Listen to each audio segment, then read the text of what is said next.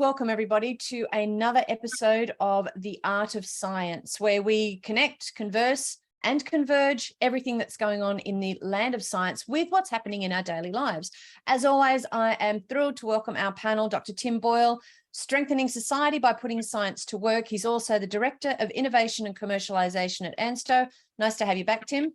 Thanks, Christina. It's great to be back. And Dr. Simon Tucker, a serial entrepreneur scientist who believes in turning innovations into products that can help improve people's lives. Welcome, Simon. Thank you. So, Simon, we've talked a lot about vaccination, vaccination reluctance around COVID. We're also hearing about new diseases like monkeypox, but now we're hearing about old diseases as well, like polio reappearing. What's happening? Yeah, so the polio situation is really quite interesting and actually, from my perspective, very worrying. I think everyone should worry about this. So we've recently heard that there's been a case of polio in New York City. And we've also heard that places like London and New York are reporting the discovery of polyonucleic acid in wastewater. Now, the only way it can get there is if people are shedding polio virus. So let's talk about this for a moment. Let's talk about polio for a moment. I think we've all forgotten what polio is, really. It's an absolutely devastating disease. If we think COVID's nasty, think again. This is horrible. It's very readily spread through what's called the fecal-oral route. In other words, through wastewater. People ingest it.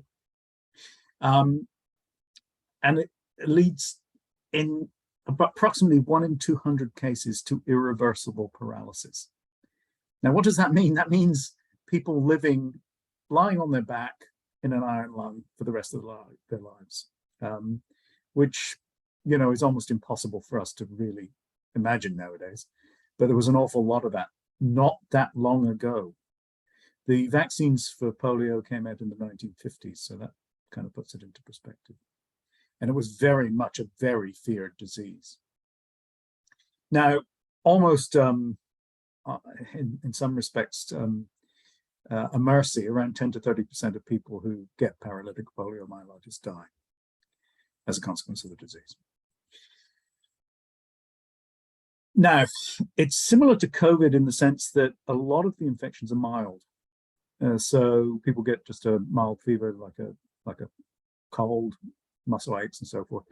But the point being is that then those people are then shedding the virus and it's going and transmitting to others, and therefore it's a very difficult disease to contain. You know, it's not like Ebola where people get very sick. A lot of people that get it don't get very sick and they spread it to others. So once it gets into a community, it's extremely difficult to control and will spread very rapidly. There is no cure. So the state of medical science is the same as it was in the 1950s. We don't have any cures for polio. There are drugs that were looking reasonably promising. In fact, one of the ones I once worked on was looking quite promising. But they've never been developed because polio has essentially been eradicated. So the prospects of something like that getting into the community are scary. Really scary. So the disease was almost eradicated. We nearly got there. We got down to 2 countries in which polio was endemic. That was Afghanistan and Pakistan. And then war and misinformation got in the way, and the polio eradication campaign faltered. And basically, the eradication campaign was based on vaccination. So vaccinate the population, the disease gets eradicated, and then move on to the next country and vaccinate the population and so forth. So in Australia, we've been vaccinating since the 1950s, and we've been declared polio-free since 2000. So there's been no cases of polio in Australia. We're looking at, in the rest of the world, 99.9% reduction in polio. which went from an estimated cases of 350,000 in 1988 to essentially none. And now that's changing. And that is tremendously frightening. I can't emphasize enough how important that is. We've eradicated 2 of the strains. 1 remains in the wild. The other 2 are gone. And as a result of the eradication campaigns, where we've been successful most around the world, it's estimated around 18 million people have been saved from paralytic or poliomyelitis. So, you know, the campaign has largely been successful, but we're now in a position where it might be changing. Just sort of sounding the alarm a little bit here. I apologize for that. So where has all this come from? Now, there are 2 polio vaccines. One's what's called an inactivated or killed vaccine. That was developed first by Jonas Salk in 1954. And then there's what's called an attenuated vaccine. So a virus, this is wild, that's been weakened and no longer can create polio, but is still a live virus. And that was released in 1961 by Sabin. So you've probably heard about these names, they're very famous.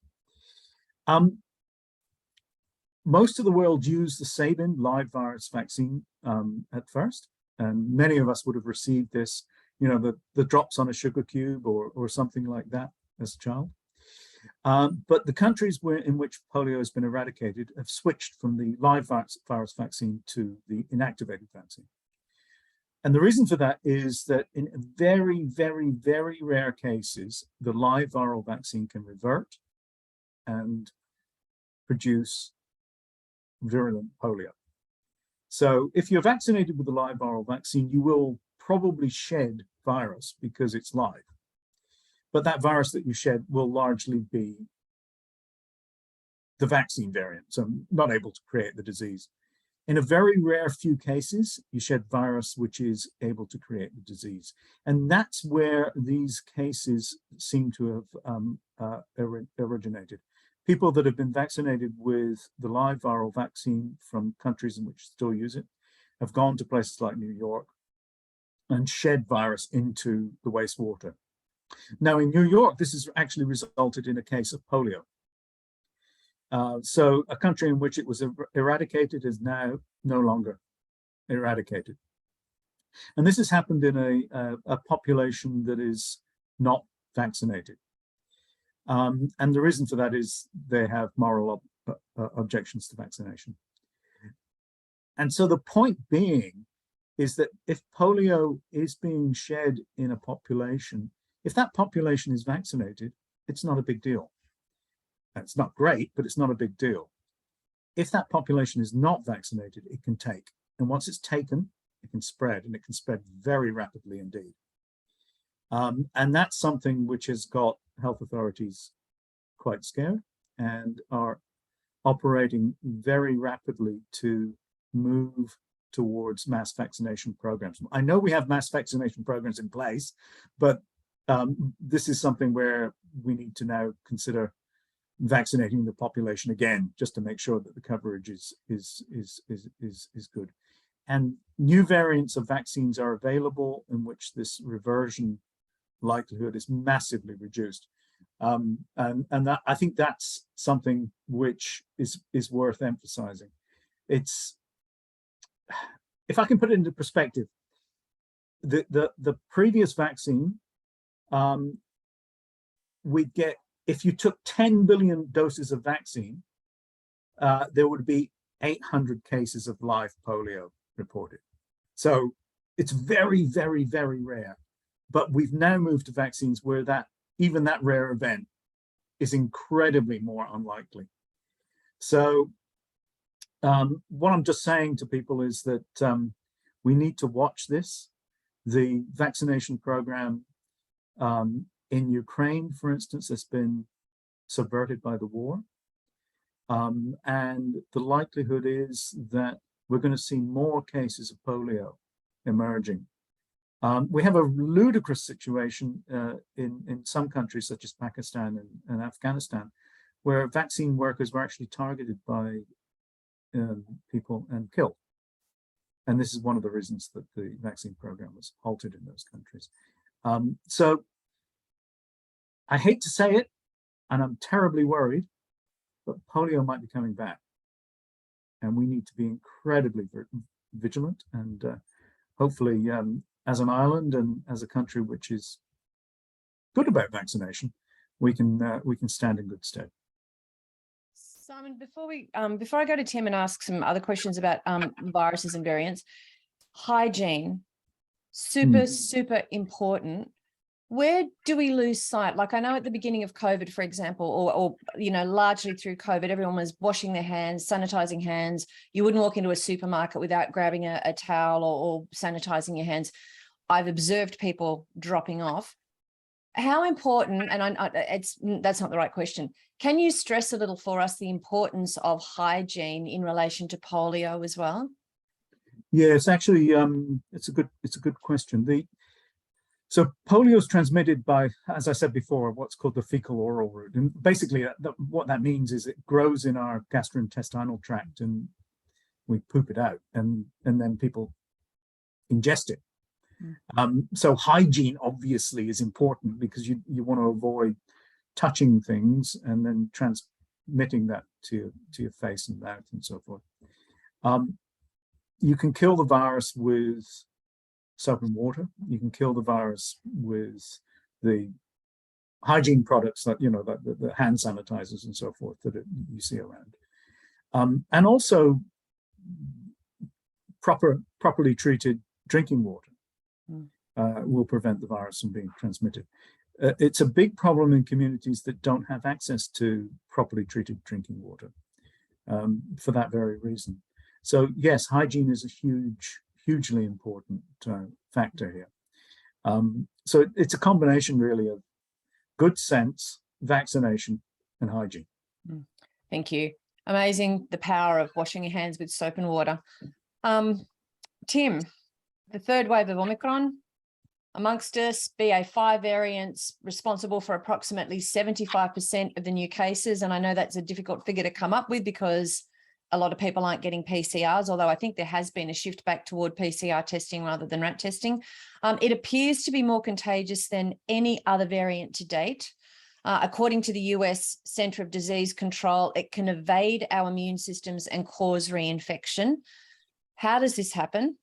How does it happen? So I'm sorry, Christina, but so I'm going to get a little bit technical, but maybe not too techo. We've covered this before, but the reason we keep seeing these new variants and subvariants is because of evolution. The more people get infected with COVID-19, the more chance the virus has to mutate. And COVID is an RNA virus, and RNA viruses are known for having extremely high mutation rates. So they lack sort of proofreading capabilities within their the way they replicate. This means that during the replication process, most RNA viruses don't have a system of checks and balances that fix the errors in the replicated genome when it's replicating and dividing. And with the average person having about 25,000 copies per milliliter of the COVID virus circulating through their body when they're infected, the opportunity for mutation is just is massive. But luckily, some mutations are inconsequential or even harmful to the fitness of the virus.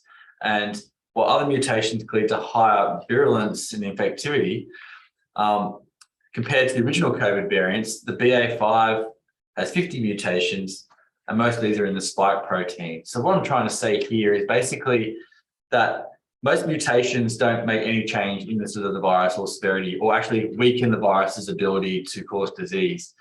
And there's been such a strong mutation across the time course of the virus. Now we're coming into 2.5 years of living with the virus. We now got strains that are endemic that have excess of 50 mutations of what we saw coming out of Wuhan at the end of 2019. What's really most importantly is mutations in the spike protein. And spike protein is essential for replication and then therefore neutralization of the virus in a defense strategy, an immunization strategy. And recently there was some results published in the Lancet, the Cell, New England Journal of Medicine, and in Nature. So this is widely repeatable results that continue to show that these changes reduce BA5's affinity to antibodies created from both the natural immunity and vaccine immunity, which means that this particular subvariant is more transmissible than any of the variants we've seen in the past. I just had to find my unmute button, Tim. So that means that if I've had COVID before, I can get it again, right? Because I actually know a few people that have had it 2-3 times. Unfortunately, yes. Just this past few weeks, there's been a few studies published, most notably one from a research group in Qatar, and they made this observation that the BA5 subvariant is capable of reinfecting people who have previously had COVID, even very recently. The most prominent Omicron variants have been categorized as the following. So the BA1, the original one, BA2, BA4 and BA5. And the previous Omicron wave back at the start of this year into December, January was mostly the BA1 and BA2 variant, where the new current wave, which we're starting to see the tail down of, consists mostly of BA5. But what I find interesting is this article was published in Nature has shown that BA5 reinfection is more likely to happen people who have been infected by a pre-Omicron variant. So you're more likely to be infected if you've been previously infected with alpha, beta, gamma, or the Delta variants, which is the original, the UK variant, the Indian variant. But these variants, you had them, they're structurally, the molecular structure is significantly different to the BA5 variant we're seeing now. So you got a much higher chance of being reinfected.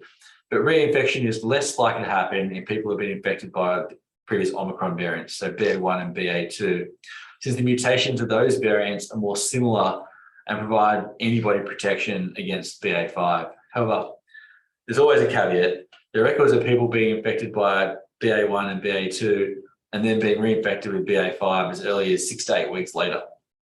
So prior variant infections, they provide much more protection, close to 3 months, making the variant particularly frustrating. I think what all this data around BA5 is really showing is that the pandemic is not over. We're far from it. And masking and social distancing are still helpful ways of avoiding to become sick and ill. And as we said, washing hands, maintaining some of the protocols we had before. So in response to comments that I believe people are making, this doesn't mean that the vaccines don't work, correct? No, that's completely wrong. Across multiple trials now, been peer-reviewed and published, it definitely shows that the vaccines do work against preventing severe disease.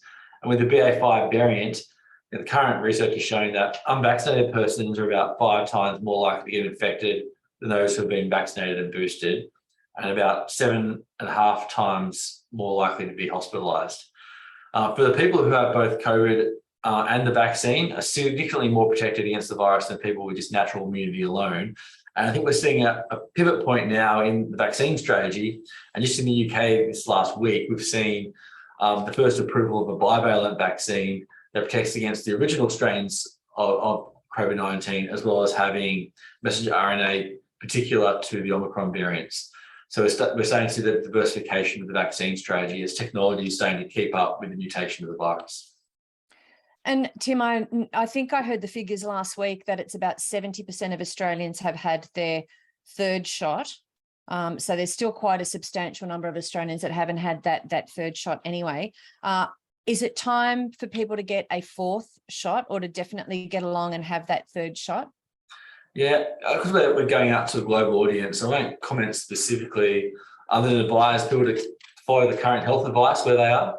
And in the absence of such advice, if you're in a country that pretends that COVID is not real, and there are a few of those out there globally, you should review your individual eligibility to receive 3rd or 4th dose and go and get that dose if you are eligible. As a side note, the FDA just voted to include, following up from my previous point, the FDA also just voted to include an Omicron BA4 and BA5 component into future vaccines for the United States, and that formulation as a booster dose should be available within the next 3 or 4 weeks. So I guess common sense vaccination works against all viruses. We wouldn't do it if it was harmful, but follow the health advice for your individual circumstances. But put in perspective, I'll be going in my fourth dose across the next couple of days.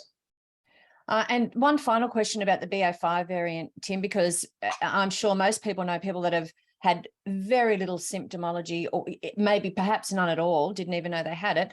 And some people have been ill for 3 or 4 weeks with BA5.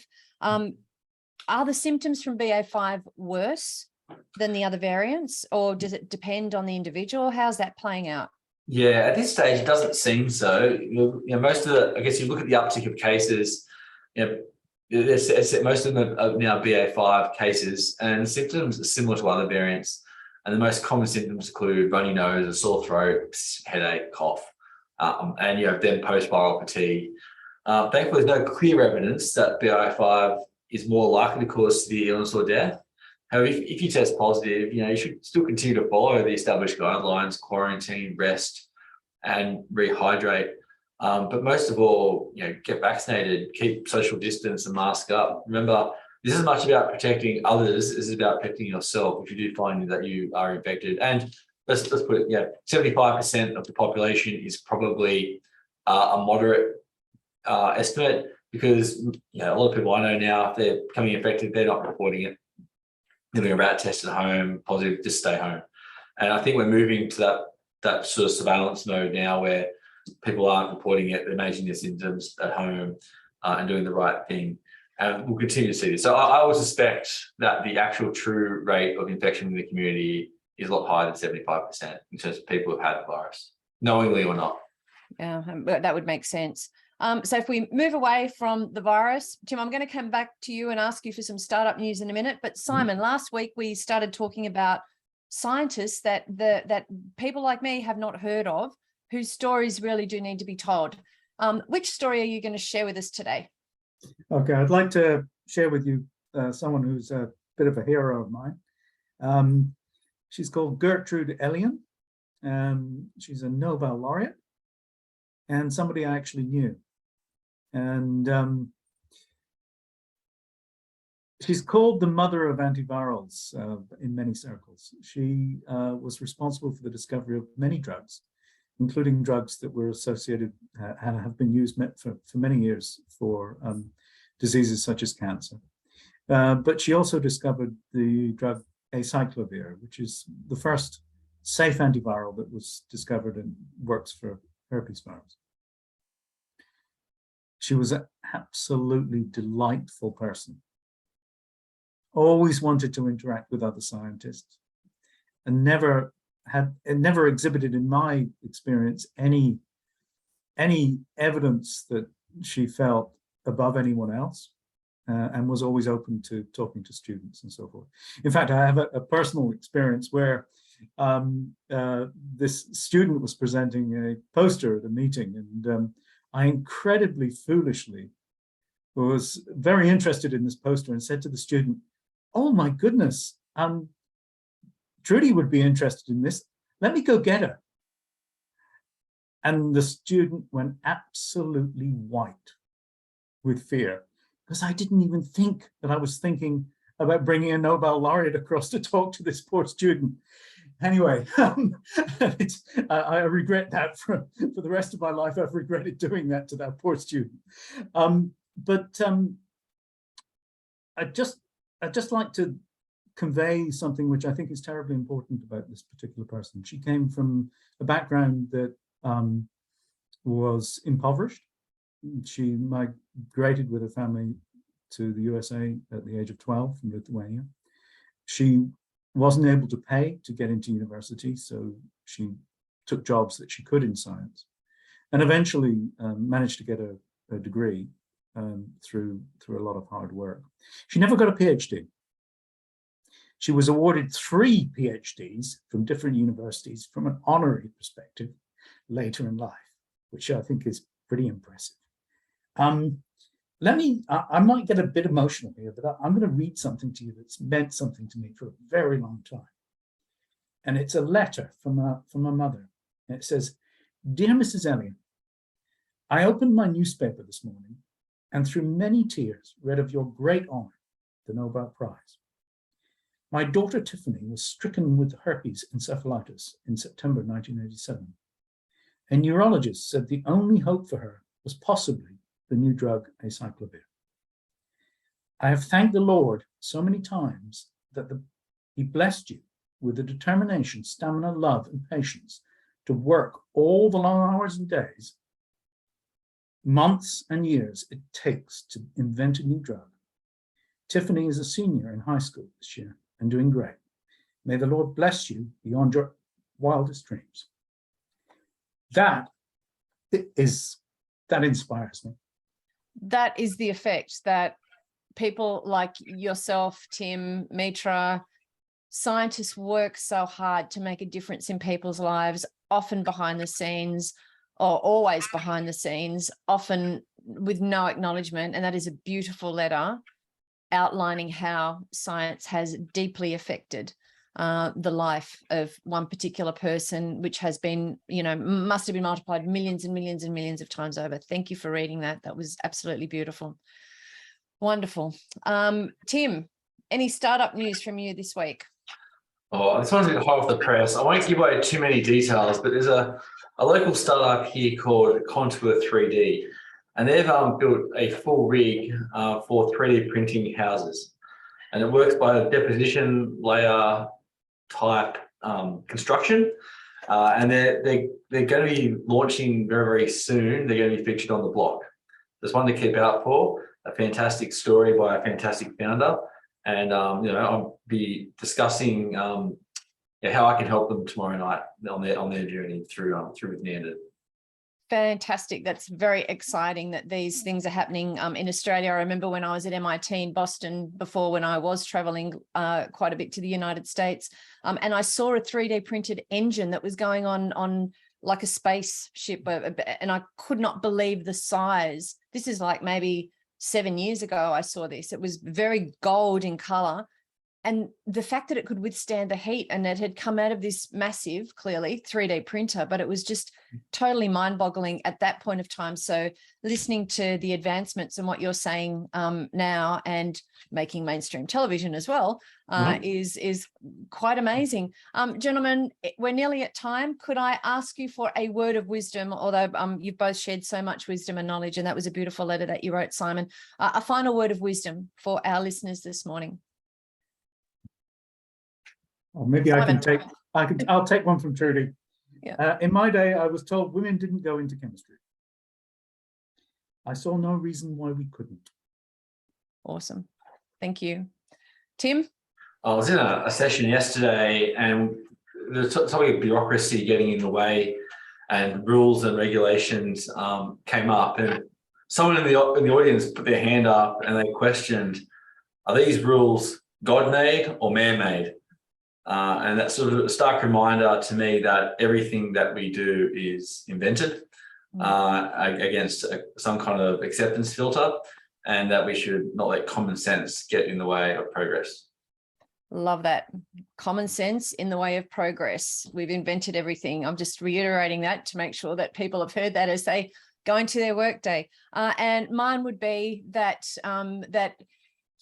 as we step into the day, which is Wednesday, many of your days have already started, but as you step further into the day and the week and the month and the year, remember that we are here to collaborate. We are here to converse with each other, and we are here to create together. So that would be my my little pearl of wisdom for today. Thank you for joining us on The Art of Science TV. If you have enjoyed this program, please share it with your colleagues, your friends, your families.